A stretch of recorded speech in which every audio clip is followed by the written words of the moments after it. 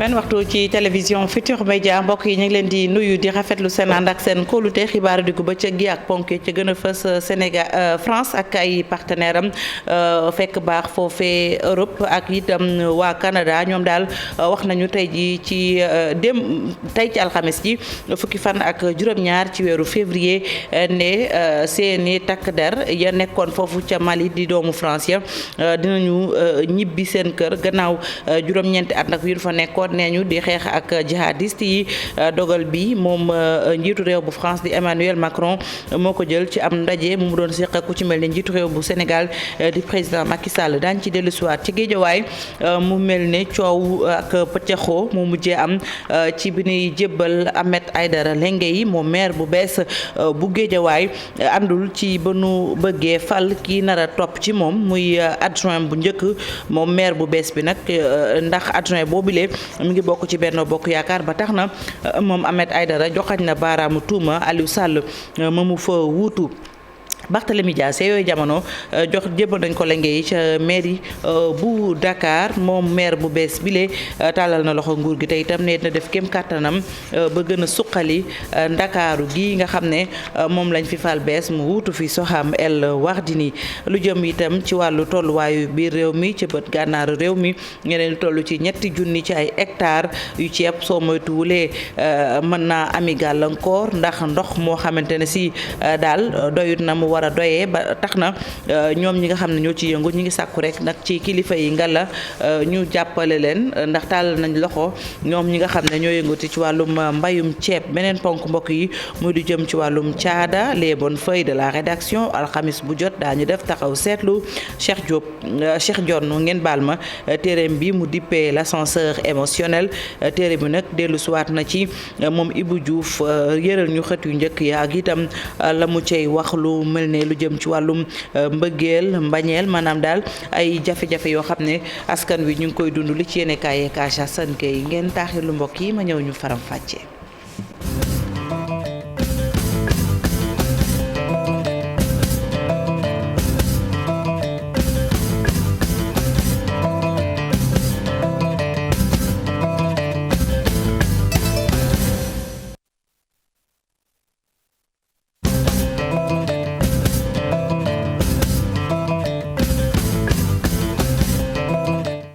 aywa ñu jaajëfal leen bu baax a baax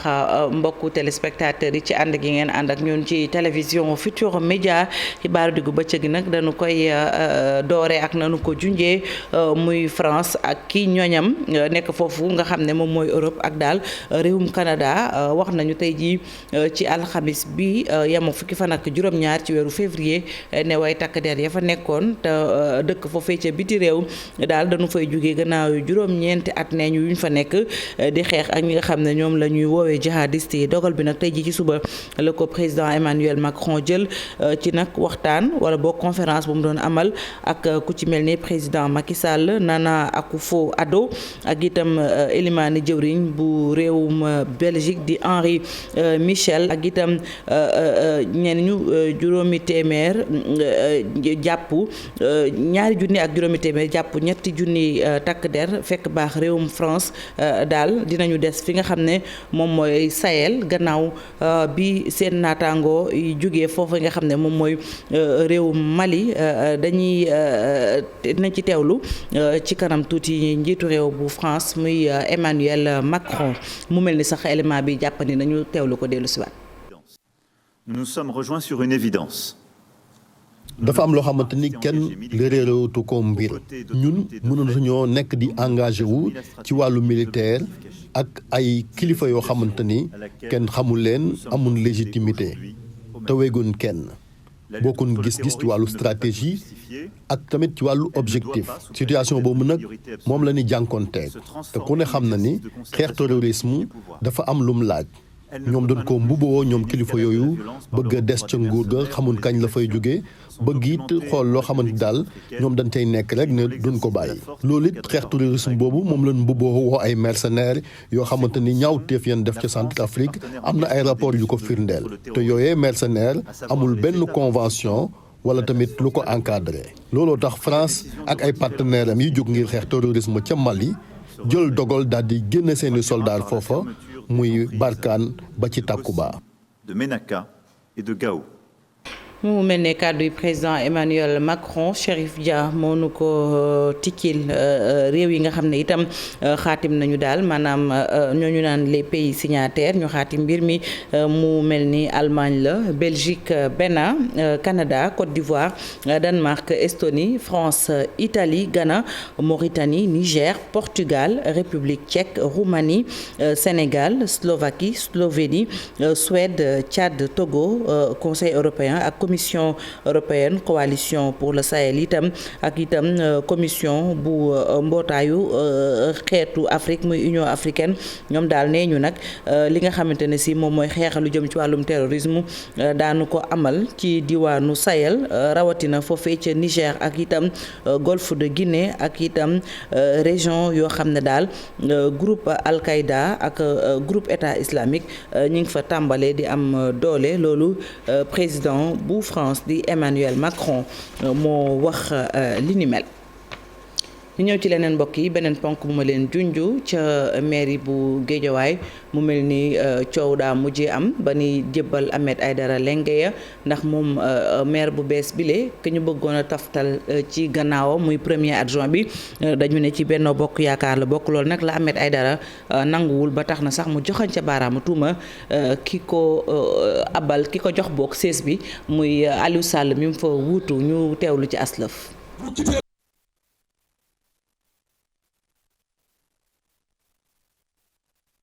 loolu dootul amati li ngeen doon def c'est fini ça yéen xamoo leen teraanga yow surtout yow Aliou yow xamoo teraanga yow ak civilité yi ma la defal yëpp baadoole ngeen ay baadoole pour rien ici dans la salle s'il y a quelqu'un qui doit sortir c'est vous quittez la mairie. Guédiawaye boobu la ñuy des fekki fa Omar Mbow mi ngi ci bu mu jokkoo gi Omar maa ngi lay nuyu. voilà mi ngi noonu mbir mi fala la fekk ndax mën ngaa dellu siwaat ci coow loolu leen ndax ca njalbeen nga gis nañ leen daal ñu ñëw joxante nuyoo joxante kàddu yu rafet waaye ca cëppaandaw ga dafa mel ni réeroo ak fanta siro mujjee naa dox seen diggante. waaw ni ko waxee rapat yi fii coow li bëri na lool boo xoolee sax ci biir mairie bu ville bu Guédiawaye fii militant yi dañ fi fees dell ko muy militant wu Benno Bokk Yaakaar di militant aussi Yewwi Askan Wi ci biir salle bi nag ni nga ko waxee noonu la ci njalbeen bi image yi rafetoon na lool parce que dañ doon saafanteer yi tooñante mais bu demee ba vote yi commencé ci la ñuy gis coow li jóg baat yi xaw a jóg parce que bu fekkente ne aussi dañuy leeral mbir que ne dañuy xam ne fii Guédiawaye bi yëpp département bi yëpp 86 conseillers moo fi daal di am coalition Yewwi Askan Wi am 39 Benno Bokk Yaakaar am 37 yeneen coalition yi bokkoon ci jongante yi am 10 donc mun nañu comprendre que ne Yewwi Askan Wi amuñu majorité ci loolu maintenant nag bu ñu commencé vote yi ba ñu commencé génne premier adjoint au maire ci la tour Cheikh ki nga xamante ni Cheikh Sarr génn moom nag moo nekkoon maire ville bu Guédiawaye balaa Ahmed Aïdara ki Aliou Sall di ko wuutu di ko jël mu bokk aussi ci Benno Bokk Yaakaar ci la coow li daal di jóg parce que waa Yewwi Askan Wi rawatina Ahmed Aïdara dafa ne loolu duñ ko nangu parce que gis nañu daal yëf yi dañ ko sàcc alors que fii dañ ko voté ci biir salle bi au vu et au su de tout le monde loolu moo indi coow li am na sax ay militants yu bokk ci Yewwi Askan Wi di nekk ci biti di yuuxu di naan loolu duñ ko nangu parce que sàcc la te en plus ñi nga xamante ni ñoom ñooy ay courtiers yeneen coalition yi dañ leen jox ku nekk dañ leen corrompre daal dañ leen ger ku nekk 2 millions lan la jox pour rek nga daal di voter maanaam dooleel coalition bi nga xamante ni mooy Benno Bokk Yaakaar faagaagal xëy na kii di Ahmed Aïdara bokk ci coalition Yewwi Askan Wi Fatou Dieng jàppal ne daal fii coow li bëri na lool ci biir salle bi ba ci biti militant yi parce que fees nañ fi dellu aussi ñoo ngi sànnante ay kaddu gis nañ ni aussi sànq ki nga xamante ni mooy Ahmed Aïdara ak ki nga xamante ni mooy Racine Talla nekk maire bu wax naan Nimzat bokk itam ci coalition Benno Bokk Yaakaar xawante nañu sànnante ay kaddu yu diis lool mënuma ko wax parce que dafa mel ni ay saaga la mais daal jàppal ne sànq xawoon nañu jàppante ci ay kaddu te coow li ba léegi mu ngi fi te bu ñu falee ki nga xamante ni mooy premier adjoint au maire ba léegi amul keneen kuñ fi falaat affaire yi dafa tege tembe dafa taxaw bougé wul Fatick. Omar Mbow leer na ñu lay jaajëfal bu baax a baax xam naa mbir maag dafa xewoon dina gën a yaatu ci suñu yeneen jotaayu xibaar mu mel ne xibaar bi daal gis ngeen ko muy fantasiro ak coow lu rëy am ca mairie bu Guédiawaye Ahmed Aïdara ba ñu koy jébbal ay lengeem ka topp ca gannaawam di adjoint bu njëkk dafa bokk ci Benno Bokk Yaakaar moo tax moom Ahmed Aïdara gis ne ak war am na ci tey itam ne du kenn ku dul ñi nga xam ne ñoom ñooy Benno Bokk Yaakaar Aliou Sall sax la joxañ baaraamu tuuma ne lu njiit njaagam moom mooy njaag dégg ngeen li ci Omar Mbow wax. bu ñu jógee Guédiawaye ca banlieue ba ñu dem ca mairie Dakar ville Barthélémy Diaz wuutu na Soham Wardini xam ngeen ne moom la doomu Dakar yi jox bopp moom Ahmed Aïdara moom Barthélémy Diaz ngeen baal ma jébbal nañ ko li nga xam ne nag moom mooy ay lengeem moom nee na daal dina ca def li nga xamante ne si moom mooy kéem kàttanam ci liggéey boobilee moom sax tàllal na loxo nguur gi te itam nee na dina def na bokk Khalifa Sall maire honoraire bu Dakar moom Barthélémy Diaz xibaar yi dinañ ci dellu siwaat gën koo yaatal ndax Aminata Mbaxe Sow ak Jaafara Ba ñoo fa toogaloon télévision Futurs Médias ñu wax ci leneen muy Ngom Lambaye moom nag Ngom ak Lambaye ñaari commune la yu nekk ca département bu Bambey ñi ñu jafe-jafe yi ñu am bokk na ci ndox wér-gu-yaram jàng ak jàngale ak soreek ruqe ñaari maire yu bees yi nu fa tabbu ñaari maire yu yees yi nu fa tabbu nee ñu dinañ indi daal ay saafara ci yenn ci ay jafe-jafe ca diwaanu foofee di Bambey jàpp njaareem dañu fay fekki Babacar Diouf ak Ndongo Ndiaye ñoo fa toogal télévision Futurs Médias. diggante Ngogom ak Lambaye sorewul dara ñaari communes yi mel ni yenn jafe-jafe yi la ñuy dund ci même arrondissement bi Pape Momar Ngom ak docteur Assane Ndiaye ñoom lañ fa fal bees. nga xam ne dina neex a dund si fànn yëpp fànn wér-gu-yaram xam nañ ne Ngogom wér-gu-yaram bi dafa sooxe njàng bi dafa sooxe ndox bi dafa sooxe jigéen ñi amuñu fi liggéey góor yi amuñu liggéey. mën nañ cee lim santé bi mën nañ cee lim éducation formation. mën nañ cee lim opération de santé. problème mu ndox ci Lambaye yëngal na jamono. pour Pape Momar Ngom li suqali Ngogom ci juróom-ñetti at yi ñu jëm toll na ci 8 milliards de francs. donc loolu mooy programme bi nga xam ne dañ ko tënk si 8 ans nga xam ne juróom-ñaari milliards lañ si bëgg a dugal ak kay suñu ay partenaires yi nga xam ne incha allah rabi dina ñëw jàpp si liggéey bi. loolu mooy projet yi nga xam ne ñun ñoo koy réaliser wante nag am na programme yi nga xam ne état bi lañ koy réaliser. ca Lambaye moom docteur Assane Ndiaye li mu gën a jox bopp mooy fexe ba doomu Lambaye yi joxante loxo mën a liggéey seen ab dëkk. li ñuy xaar ci Lambaye parce que li may wax dama ne Lambaye fa tuuba àgg xar kanam ba àggu fa dayoo ba àggu fa ñu bëgg a ànd ak doomu Lambaye parce que ku ne xam na ne Lambaye moom Lambaye fu ne lañ koy dégg boo demee Dakar bi wala nga dem ci région yi. fu ne Lambaye am na fa te liggéey rek lañ leen xam dañuy ubbi wax ak doomu Lambaye yépp. ci ñaari communes yi ñaari maires yi joxante loxo ne dinañu liggéey ba li nga xamante ni mooy seen gox mën a soqaliku seen askan nekk ci jàmm. aywa Babacar Diouf ñu des ba tey ci biir réew mi foofee itam ci commune bu Guet Ardo nekk ca département bu Louga maire ba it daal tàllal na loxo nguur ak Sénégal ngir ne ñu daal ren ji loolu ñu naan PACASEN rural ñu mën koo jëmmal Talibou Ba daal nee na programme boobu nga xam ne tëral nañu ko mu aju ci suqali Guet Ardo jàpp na ne bu ci nguur gi jàppee lu jëm ci wàllum wér-gu-yaram jàng ak njàngale xëyum ndaw ñi ak itam soxna yeeg nan lañ leen mën a jàppale mën nañ caa defi jéego ñu teewlu ay kàddoom ki ko taataan di Thierno Fall toogal ñu ca Njàmbur. donc vraiment le reste nag liggéey moo fi des politique jeex na donc damay lancer appel ñëpp coalition yëpp yu amoon programme ñu indi seen programme ñu boole ko ak suñu programme bi nga xam ne Guet Ardo 80 la tudd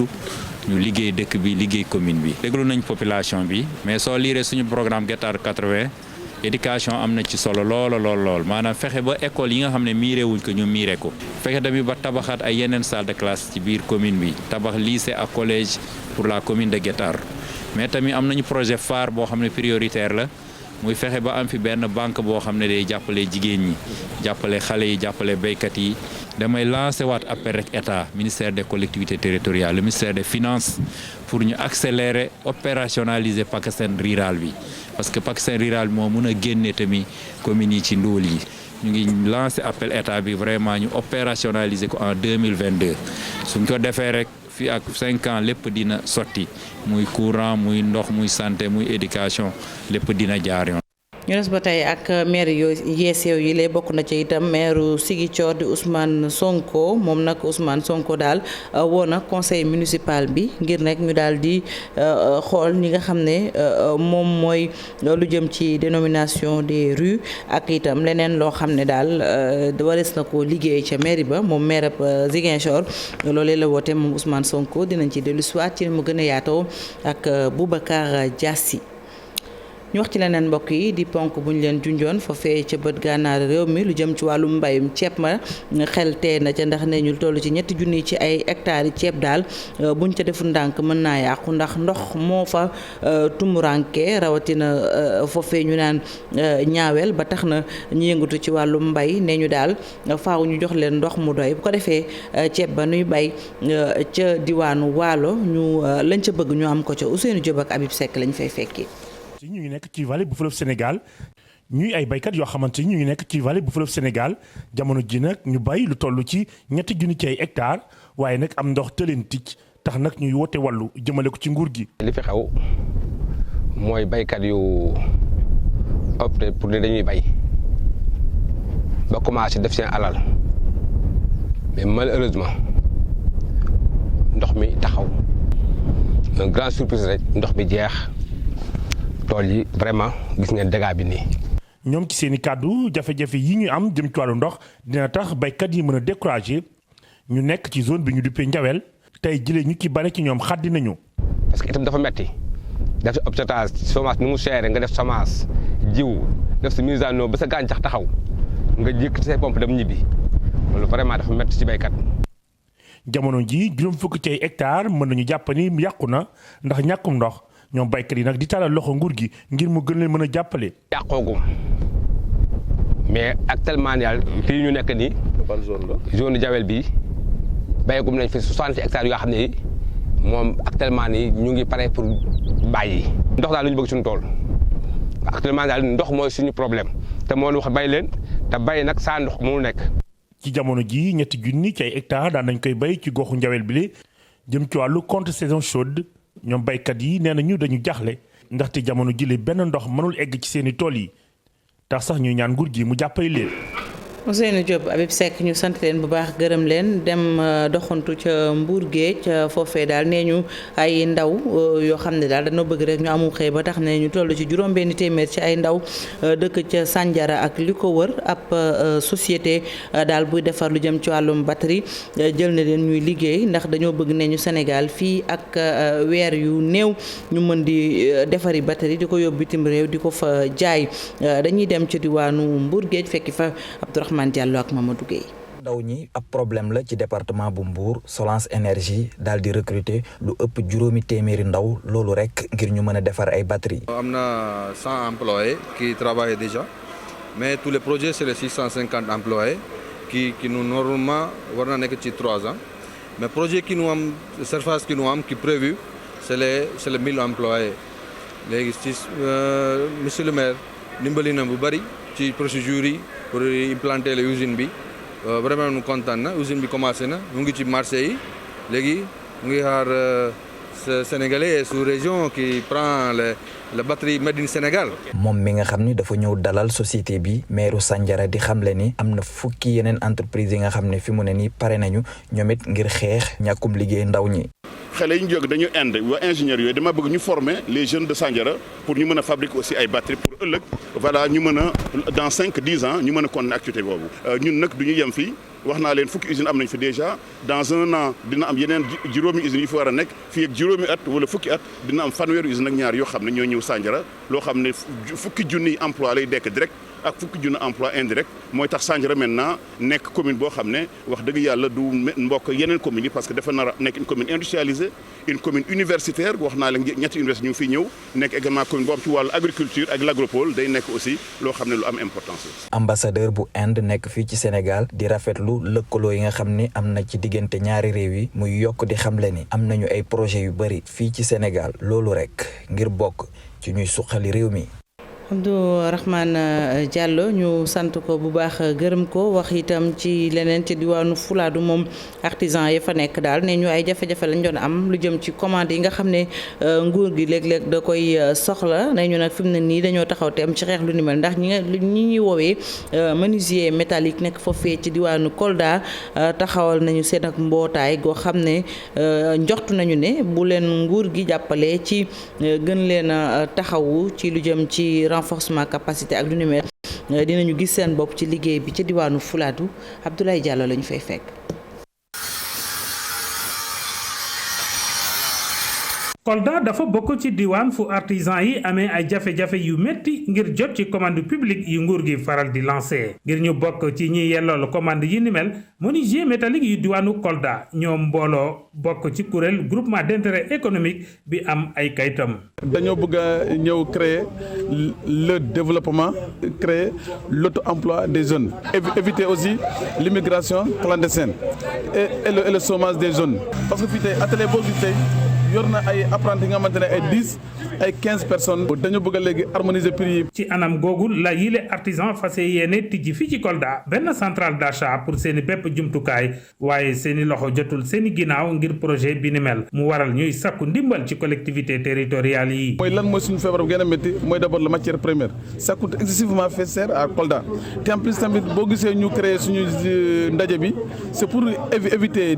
ci prix yi parce que tamit foofu tamit day jouer day am fii benn fenêtre man tey mën naa waxale fenêtre bi par exemple 10 000 nga dem ci Mademba mën la 5 000 kale nga ne ko 2500 loolu la ñu bëgg a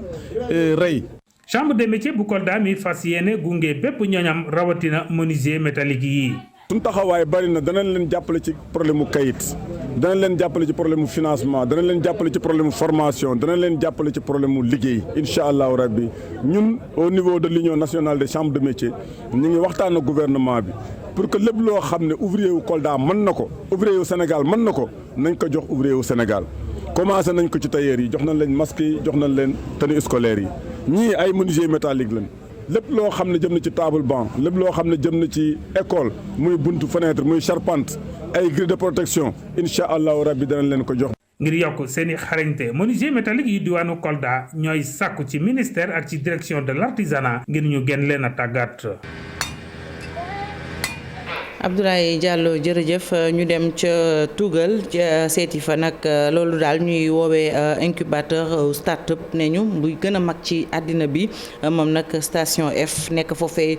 ca diwaanu Paris lañ fay def ci ab liggéey bëri na ne ñu nag projet bu mu méngool toll ci fukki milliards ak juróom-ñaar lañu bëgg a def ci Ndakaaru dañuy dem ca Tugal fekki fa Chérif Diop ak Amza Diallo. station F di bërëb bu yaatu lool ñu mën fa fekk bépp bànqaas bi jëm ci wàllu xarala yu bees yi ndawu Sénégal yi jot a jaar ci bërëb bi gis nañ ci seen bopp bu baax. BMZ ni mu mën a amee njëriñ start-upers sénégalais yi mooy boole start-upers yëpp ci benn bërëb boo xamante ne bu ñu soxlawee dara mën nañ jokkoo entre ñoom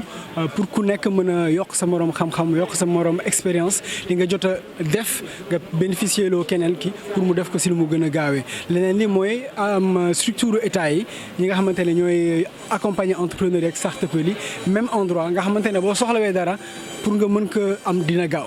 Sénégal itam mi ngi tabax luy nduroog station F di centre Mohammed Ben Zayed foofu itam li ñu ci bëgg mooy mu doon bërëb bi nga xamante ni mooy gën a rëy ci Afrique te bépp start-up di fa daje ngir jëmmal seeni projet. am na njëriñ loolu ndaxte loo xamante ne di nga jël ñaari at ba ñett pour def ko boo xam ne def ci juróom benn weer c'est parce que da nga am ñu la wër ñoo xam ne ñooy say njaatige ñoo xam ne boo amee soxla mën nañ la ci leeral pour nga gaaw ko résoudre. bërëb bi li koy tax a jóg mooy taxawu ndaw ñi nga xamante ne dañuy yëngatu ci wàllu jongante numérique muy luy ndiroog li ñuy def ci station F ca France. Bien sûr qu'il y a une expérience qui est attirée de station F bi expérience bi fi nekk mënees na ko partagé muy lu am solo wante warul nekk loo xamante ni copier coller la su loolu amee njuumte mën na ci am te bëggul lu ni mel il faut rek kon ñu bokk xalaat ngir partager lu ni mel su ko defee it ay solution ñu mën ko ci am. en matière de soutien financier que de soutien technique. station F mi ngi ubbi ay buntam atum 2017 milliardaire français bi ñuy wax Xavier Niel moom moo ko taxawal centre d'incubation Mohammed Mohamed Ben Zayed bi ñuy def Dakar moom itam dina ubbi ay buntam fii ak fukki weer ak juróom-ñett xaalis bi ñu koy tabaxee toll na ci fukki milliards ak juróom-ñaar. ñu dem ci wàllum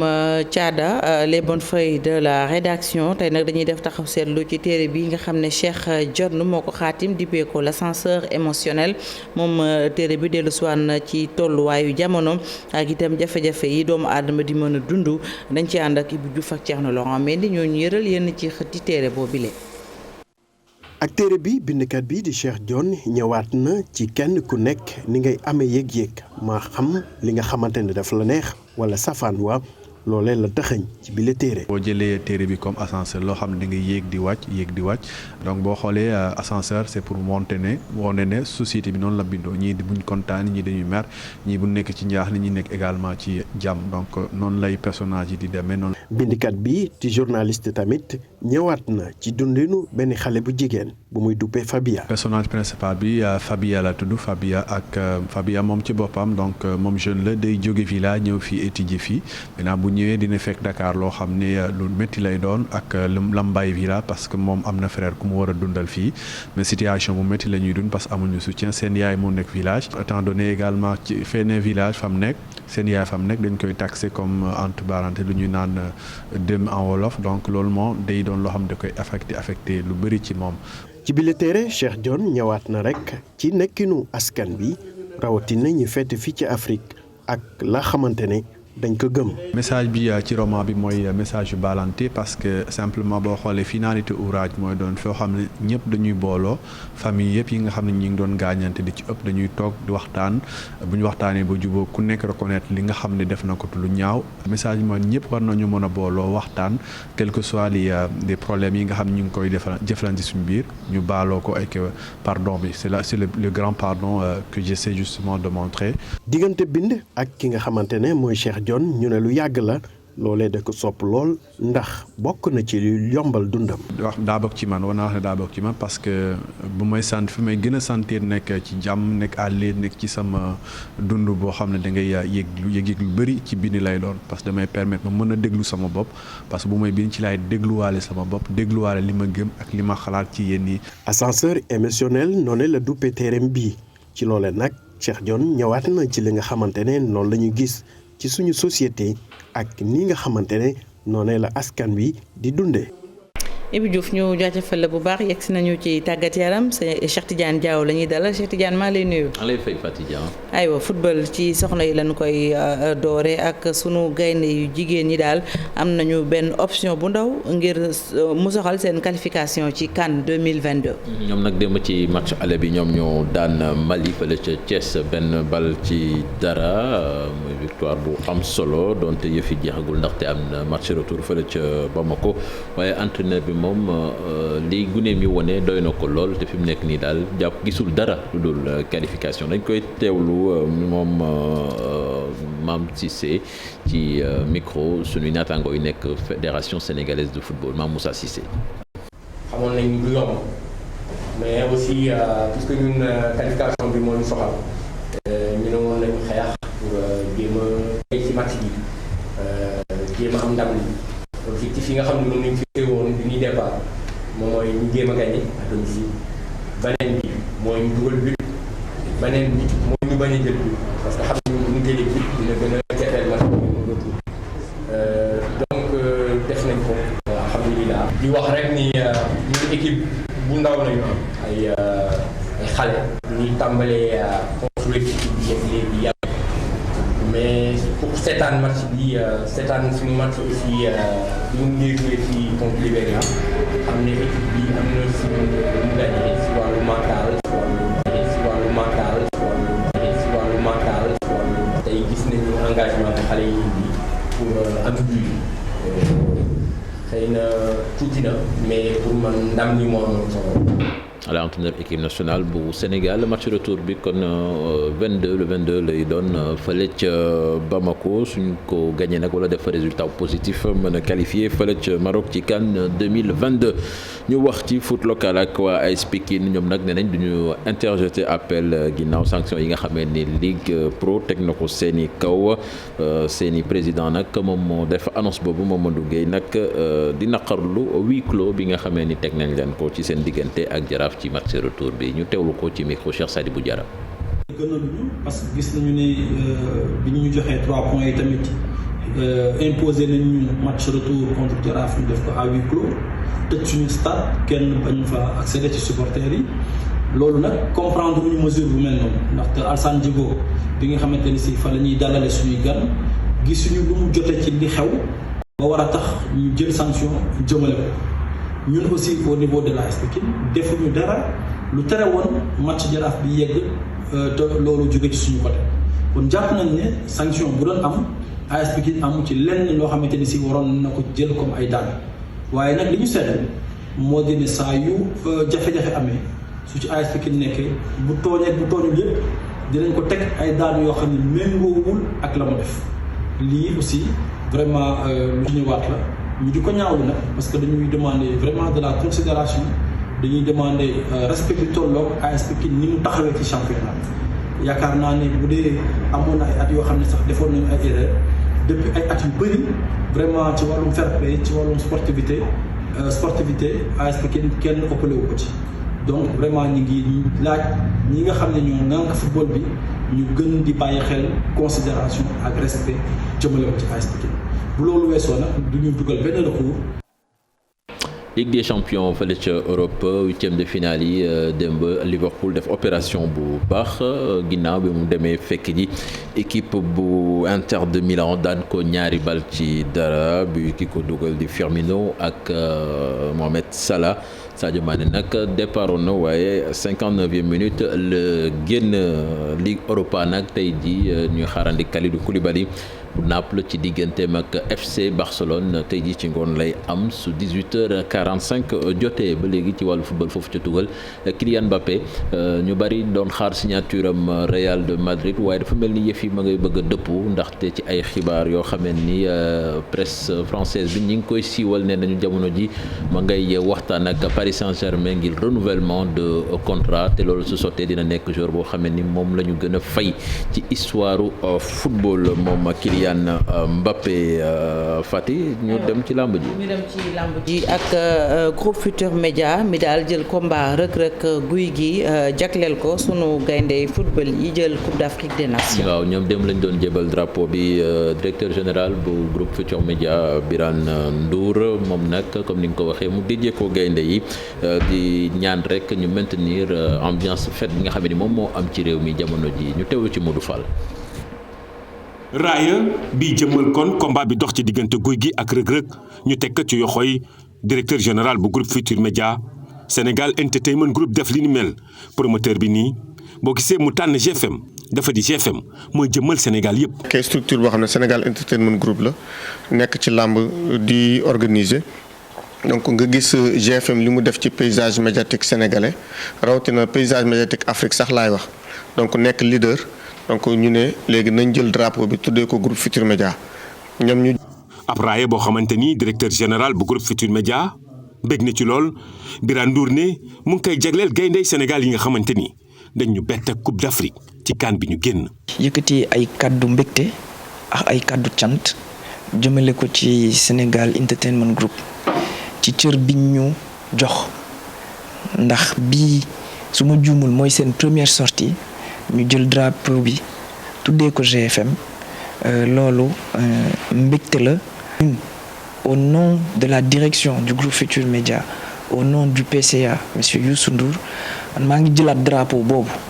joxaat ko suñu gaynde yi suñu valeureux gaynde yi parce que nag man li ñu def. sant naa yàlla ba ma ko fekkee maa ngi koy vivre encore ba tey te yàlla bu mu jeex. ndaje moo xam te ndaje mbégte la ngir rek Sénégal des ci li nga xam te ni moo di mbégte gi ñu am gannaaw ba ñu génnee Coupe d'Afrique ba léegi. fe bi indi fii ci réew mi dafa indi dal dafa indi benn joie mbégte boo xamante ne kenn xàmmeetul kii mbégte boobu nag ñun jeunesse bi ñun sénégalais loolu lañ bëgg ci réew mi parce que Sénégal loolu la mérité donc tey bu yàlla defee quelques jours après Sacre Lions yi ñu am benn événement bu toll nii dañuy bëgg fête boobu continuer. fête nag faaw ñu aar ko tax kon lu tolloog ci juróomi téeméeri élément de sécurité daañu leen mobiliser bisu combat bi. déjà def nañ demande pour jël 500 agents rien que pour événement bi incha allahu rabbi et que du yem foofu parce que sécurité bi day nekk avant pendant et après. jëriñ ñu dénk wàllu tàggat yaram fédération bi ñëpp ñu yëngu ci wàllu football invité nañ leen ñu ñëw teew ci arène nationale ngir yëf yi neex. Fatou Dieng ñu jeexale ko ci course hippique ak mandat bu comité national de gestion des courses hippiques mandat boobu nag ministère des sports jóg na ndogal prorogé ko maanaam yokk ko ba le 30 octobre 2022 muy xibaar boo xam ne ni sunu confrère wi di Madiop Pex moom moo ñu ko baaxee. kon soxna Fatou li moo fi gënoon a fës ci xibaaru tàggat. jërëjëf Cheikh Tidiane ñu dig la daje ëllëg incha allah ci yeneen jotaayu xibaar léegi ponk bu mujj bi li ci yéenekaay yi ak El Hadj Assane Gueye. président Macky Sall ab nappkat la wala juumkat politique ci waxin dib laaj bu fës ci observateur mu xëyee ko tey bëgg a xam ci wàllu toxal gi muy toxal ñenn ñi fañ dëkkoon ci politique ngir wàlliyaan si ci moom lu muy am ndam la wala lu muy defi njuumite léeg-léeg yéene kaay bu groupe Futurs Médias di fàttali la mu tuddee expérience yu bon yu mu am moom président Macky Sall ak Idrissa Seck ci misaal Banda Diop Moussa Sy ak ñeneen lu ñeel nag Bamba Fall mi toxu démb observateur ne ndama ngi ci gàccee ngi ci l'info ne président Macky Sall dafa mel ni transhumance ci xol ba la ko bëgg parewun sax local yi mu ne déjéet Bamba Fall ca noonee la ko doxale woon ci bi di noppee wotey présidentielle yi dal di tuxuloo Idrissa Seck ci lu bett ñu bari l'info ne listam bu gudd la yore di xëcc ndax bëgg a yemale rééquilibré waat moom président Macky Sall rawatina ci local yi ak diwaan yu mag yi nga xamante ni da koy ñàkk ak Benno Bokk Yaakaar le mandat jàpp ne moom président mu ngi ci xat-xat yu mitti jamono yi misaal ya mu ca joxe yéenekaay bi mooy doxam ñaxtu ASP yi gréew bu jàngalekat yi toogaanu ñaxtu ànd sàmm jikko yi ànd gësam moom di gësam ca wet geneen ga yéenekaay bi di bés bi le jour ne bukki ba wokk nag njàng mi xuri na wérgu yaram gi ne syndicat yi ci wàllu kër docteur xamle nanu ak yëglu di préavis bu ñu fas yéene amal teg ko ci taabal yi weeru mars jàpp septembre laas ne syndicat yi kër docteur di F2S ak ànd gësam fëgg nañu yëlëbaat téere ñaxtu bi ci yéenekaay bi njiital FGTS si Diye Ndiaye ne pare nañu ñoom fédération syndicat kër docteur yi dem cib gréew total 25 mars 2022 ASP yi nekk cib gréew ñoom seen kilifa directeur général Biram Faye ci Vox Populi di leen artu ndax ci yoon amunu droit dem gréew ca képp ku ko ni xamewul yat ba mun na dal sa kaw yéenekaay bi ne Biram Faye jukloo na comité discipline gi ca nag dina jël matuwaay yu am solo Sud Quotidien xëy moom ci li mu jàpp ne mooy yitte dëgg jamono yu président Sall di paluk premier ministre gan xar kanam la war a yore ak ñu war a séq équipe ba